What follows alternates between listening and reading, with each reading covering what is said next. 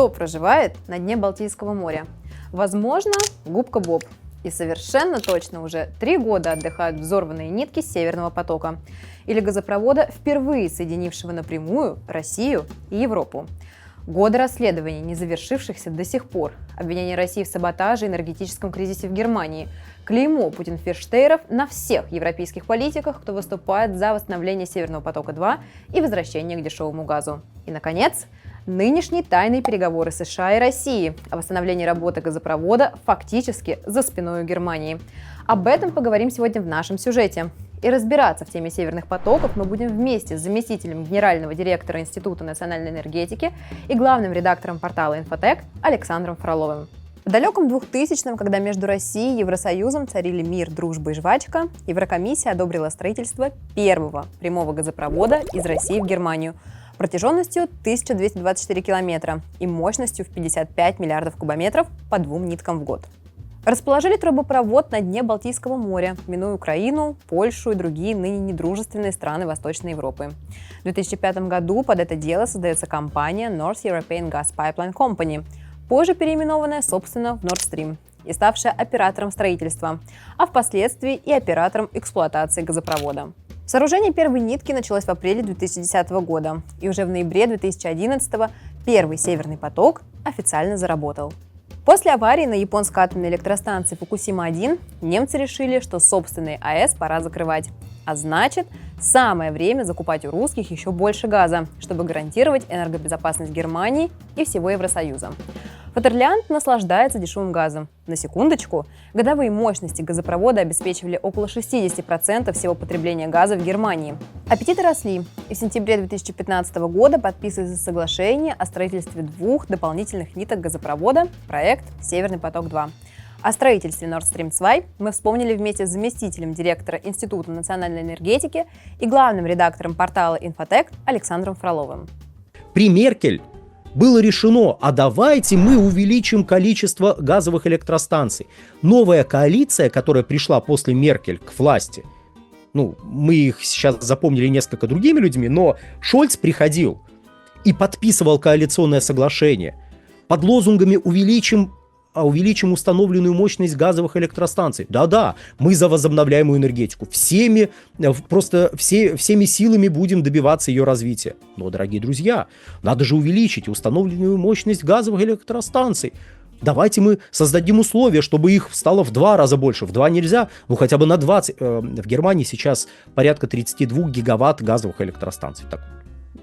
Вот в 2 раза нельзя, хорошо, 20 гигаватт. Нельзя 20, хотя бы 10. 10 можно. Давайте, несите деньги, стройте газовые электростанции. Обратились они уже в 20-х годах к представителям бизнеса. После того, как Ямал-Европа-2 не выстрелила, что Газпром сказал: ребят, европейские партнеры, европейские покупатели нашего газа, а давайте Северный поток-2 построим параллельно предыдущему Северному потоку.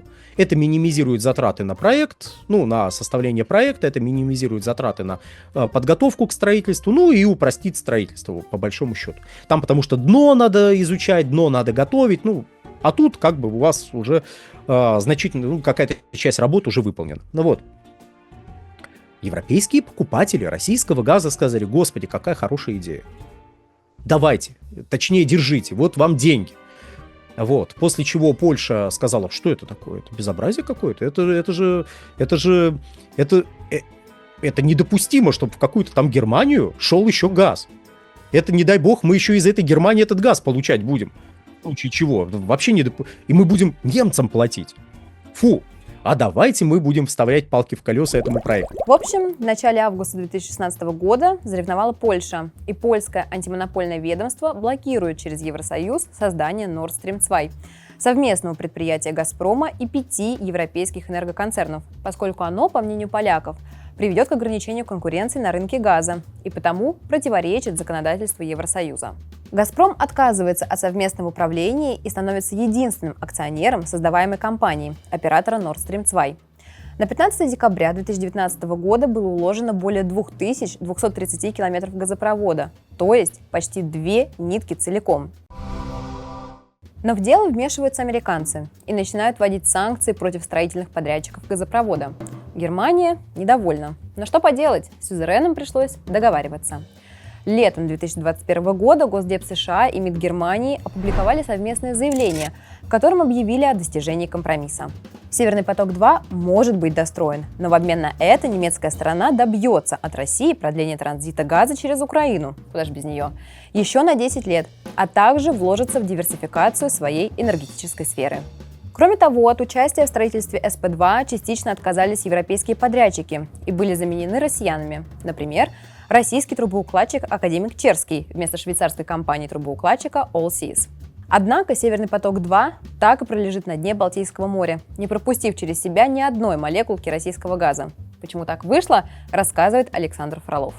«Северный поток-2» в принципе не эксплуатировался. То есть технически он был готов к поставкам газа, но из-за юридических процедур, которые надо было пройти, но пройдены они не было необходимых разрешений выдано, он не эксплуатировался. 8 февраля 2022 года президент США Джо Байден заявил по итогам переговоров с канцлером Германии Олафом Шольцем, что положит конец газопроводу «Северный поток-2» в случае эскалации на Украине. Если Россия нападет на Украину, танки или войска пересекут снова границу Украины, «Северного потока-2» больше не будет. Мы положим ему конец. А канцлер Шольц? А что канцлер Шольц? Никаких возражений. Только лишь дополнение к словам Байдена, что немцы в любом случае выступят с американцами сплоченно и сообща. Собственно, так и вышло. 24 февраля 2022 года начинается специальная военная операция на Украине. Спустя полгода, в августе, «Северный поток-1» уже работает в неполную мощность, а турбины отправляются на ремонт. И происходит весьма интересная ситуация. Но и «Северный поток-1» к моменту вот этого теракта тоже не эксплуатировался. Его полностью остановили 31 августа 2022 года. И этому предшествовала череда веселых событий. Веселых в огромных жирных кавычках, если вдруг кто-то из зрителей не понимает жгучую иронию.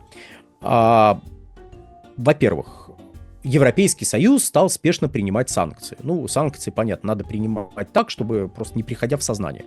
Просто выбираешь, мы туда машиностроительную продукцию поставляем, запретить. Как это скажется на вас самих?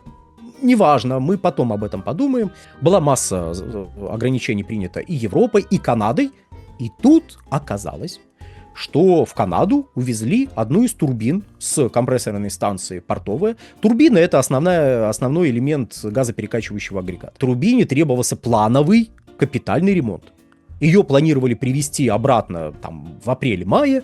Вместо нее собирались везти следующую на капитальный ремонт, потом следующую, и там еще надо было профилактические работы провести на оставшихся мощностях. И неожиданно оказалось, что увезенная турбина, капитальный ремонт, который провела компания Siemens на бывшем заводе Rolls-Royce, который теперь компании Siemens принадлежит. Ее везти обратно нельзя. Нельзя везти, потому что ее надо было везти напрямую в Россию. Нельзя ни в коем случае, потому что это экспорт машиностроительной продукции, тем более энергетической. Ой, ужас. А это запрещено. Алло, это наше, отдайте. Нет. Мы запретили. А так можно? Так нельзя, но нам можно. После чего вдруг неожиданно немецкие потребители, немецкие покупатели газа стали Шольца дергать за всякие выступающие места и говорить: сделай что-нибудь. Сделай что-нибудь. Ты ж канцлер теперь. Шольц начал переговоры. Действительно, переговоры более-менее вменяемыми результатами увенчались. Более или менее вменяемыми, потому что это были переговоры между Канадой и Германией. Вроде как, давайте вы к нам привезете эту турбину. Было бы неплохо, если бы на эти переговоры пригласили заказчика этих работ, а именно компанию «Газпром». Ну, то есть российскую сторону. Почему это надо? Потому что если вы отправляете высокотехнологичные изделия на капитальный ремонт, то его потом должны выдать к нему документацию, опечатать, довести к вам, и все согласно этой документации. То есть компания, которая провела капитальный ремонт, она берет на себя определенные обязательства перед вами, что если что-то случится, то гарантийные обязательства, то вот таким-то параметрам теперь это все соответствует. И тут в Германии оказывается эта турбина, ее распечатывают, там какие-то люди ходят, ее щупают. Здесь высокотехнологичное изделие, которое документация, опечатано, должно быть доставлено, принято стороной, в рамках существующих процедур. И тут какой-то балбес посторонний. Еще раз, канцлер Германии — это в отношении турбины посторонний балбес, который никакого права щупать эту турбину не имеет. Он вообще не даже если это, понимаете, а вдруг это контрабанда? У тебя, балбес, есть уполномоченные люди, которые должны этими вопросами заниматься. Вообще отошел, не дыши в ее сторону. Это для понимания, ну, пощупал он ее, и что? Ну, а вдруг кто-то туда жвачку прилепил? Кто-то гаечный ключ бросил. Смех смехом, но это абсурд. И ты еще устраиваешь конференцию. Вот. Турбина. Я молодец. Я добился, чтобы ее привезли. Русские, приезжайте, забирайте. А гарантия... Ну все, аппарат снят с гарантии. Все. То есть производитель теперь ни за что не отвечает. Кроме того, срок капитального ремонта следующей турбины подошел. Следующей турбины подошел. Это две разные турбины. Компания Siemens начала заявлять о том, что, ой, вы знаете, а вот тут вот технические некоторые неисправности, там масло подтекает, а мы их устранить в условиях компрессорной станции не можем. Компания Siemens, если что, заявляла, не-не-не, мы ни о чем таком не говорили. Потом Газпром без затей, ах так, и выложил переписку. Вы не говорили? Ну вот деловая переписка. Читаешь деловую переписку, ой, оказывается, говорили. Компания Siemens большие молодцы, прям просто такой пиар-эффект, мне кажется, вот такого рода подход должен был оказать на любого потенциального заказчика. Но это ладно. То есть, так как турбины, все, их надо снимать и вести на капитальный ремонт, эту турбину нельзя забирать, но опять же, Газпром тогда предлагал из серии, хорошо, давайте мы обсудим процедуру, это ж не просто так, не шаляй-валяй. Какой-то балбес ходит и заглядывает, ой, турбина. Обалдеть. Должна быть процедура, давайте мы ее проговорим, давайте какие-то взаимные обязательства возьмем. Кто-то взял взаимные обязательства? Нет, после вот этой пресс-конференции, вот турбина, вот я молодец, а это русские плохие, нам газ не поставляют. А как? Извините, Алексей Миллер должен был подойти просто в трубу дуть, чтобы метан прокачивался. Ну, то есть... И последнюю турбину останавливают на профилактику 31 августа, обнаруживают подтеки масла. Siemens говорит, ой, а мы не можем, мы не в заводских условиях это устранить не можем. Интересно, говорят наши, и 2 сентября должны были завершить профилактические работы, но их завершают, однако не запускают турбину, потому что из-за этого, из-за обнаруженных вот этих вот подтеков масла эксплуатировать нельзя, запрещают эксплуатировать эту турбину. Но примерно месяц спустя, 26 сентября 2022 года, происходит подрыв северных потоков. В результате диверсии разрушены обе нитки газопровода «Северный поток-1» и одна из 2 ниток «Северного потока-2». И если, комрады, вы думаете, что власти Германии засуетились и бегом начали проверять причастность США после заявлений Байдена, то вы ошибаетесь. Правительство ФРГ тогда было просто озабочено и сказало, что, наверное, это диверсия. Чуть меньше месяца спустя, в октябре, Генпрокуратура ФРГ все-таки инициировала расследование вместе с Данией и Швецией с пометкой «Быстрых результатов не ждите». Собственно, сказано, сделано. Окончательных результатов нет до сих пор. Россию, как известно, до расследования дипломатично не допустили, а затем покатились версии. Версия первая, неожиданная. Украина или силы, связанные с ней. Вот это поворот! Версия вторая, очевидная. Россия, которая так и жаждет усугубить западный кризис. Но шли месяцы, и расследование с места особо не сдвигалось. Да и вообще. Вот какая разница? Вот какая разница? Действительно, кому какая разница, что Германия и весь Евросоюз тогда еще глубже погрузились в энергокризис. Бюргерам приходили заоблачные счета, а политики находили креативные пути экономии электроэнергии. Предлагали гражданам не мыться, а вытираться мокрыми тряпочками и запасаться провиантом на случай блэкаута. Светофорная коалиция во главе с канцлером Шольцем тогда начала пыхтеть над всякими законопроектами. Придумали тепловые насосы за 1000 евро и начали активно вкладываться в зеленую энергетику, уповая на силу ветра и солнца. Но вернемся к хронологии событий. В феврале 2023 года, как гром среди ясного неба с ветряками, лауреат Пулитцеровской премии и легенда американской расследовательской журналистики Сеймур Херш опубликовал результаты собственного расследования. За диверсией стоят США во главе с дедулей Джо. Более того, господин Херш говорил о том, что канцлер Шольц, может, изначально о планах США и не знал, но с осени энергетический коллапс родной державы поддерживал и покрывал. А подрыв северных потоков по приказу лично президента США был осуществлен с целью запугивания канцлера Германии. Байден опасался, что Шольц с наступлением зимы может заколебаться и прийти к выводу, что сохранение тепла и процветание промышленности для его народа важнее, чем поддержка Украины против России. Затем в начале марта, очевидно для отвода глаз от американского сюзерена, редакция «Шпигель» находит лодку, с которой подорвали северные потоки, и рассказывает, что это украинские диверсанты арендовали парусную яхту «Андромеда» в порту Ростока. Яхта якобы привезла украинских солдат, водолазное оборудование и несколько тонн взрывчатки, чтобы рыбку поглушить. Но это совсем не точно. Вот знаете, комрады, в который раз возникает вопрос, почему немецкие журналисты проводят расследование бодрее, чем госорганы ФРГ? Ну да ладно. Вопрос риторический. Идем по морю дальше. В июне 2023-го в подготовке диверсии обнаруживается польский след. Потому что выясняется, что яхта «Андромеда», на которой плыли диверсанты, заходила в польский порт Колобжек. А скорее всего, заходила туда и на обратном пути. Польша, естественно, ни сном, ни духом. Дальше еще веселее. Оказывается, лодочка была арендована у фирмы «Феерия Львова», штаб которой находится в Варшаве, а владелец в Киеве. И немецких следователей начинают терзать смутные сомнения о соучастии пана в подрыве потока. И вот все больше следов ведут в оплот незалежности, а немецкое правительство не предпринимает ничего против того, чтобы расследование подрывов северных потоков указывало на Украину, говорит ястреб и депутат от партии ХДС Родрих Кизеветер. Немецкое правительство не предпринимает ничего против того, чтобы расследование подрывов северных потоков указывала на Украину. В декабре уже журналисты-расследователи из редакции Die Welt докладывают, что польские агенты вместе с коллегами из США топтались в порту того самого города Колобжек. Более того, Польша отказывается предоставлять Германии записи с яхтовых видеокамер. Как рассудили журналисты, на записях может быть запечатлен не только экипаж Андромеды, но и сотрудники спецслужб, причем не только польских. А им это зачем? Правильно, незачем. Прикинулись вениками.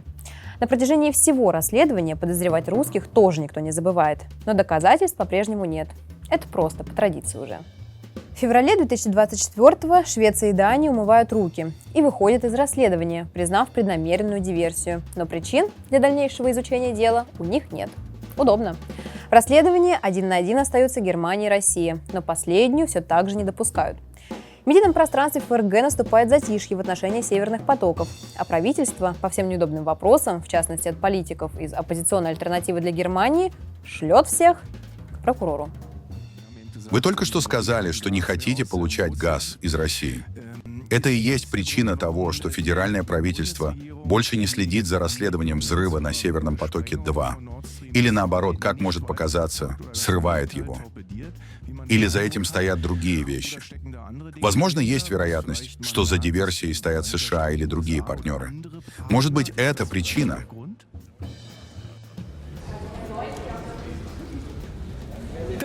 Пятый вопрос. И как минимум в 3 вопросах вам каждый раз нужно было говорить, что американцы почему-то являются нашими врагами или что мы действуем по их указаниям. Я не знаю, в каком мире вы живете. Что касается вопроса о Северном потоке и расследовании, мы делаем то, что делаем, поскольку мы правовое государство. В правовом государстве решение принимает не федеральное правительство, а судебная власть. И поэтому расследование ведет генеральный прокурор, а правительство не вмешивается. Таково наше понимание свободной либеральной демократии. Разделение властей действует для всех. И в этом случае тоже.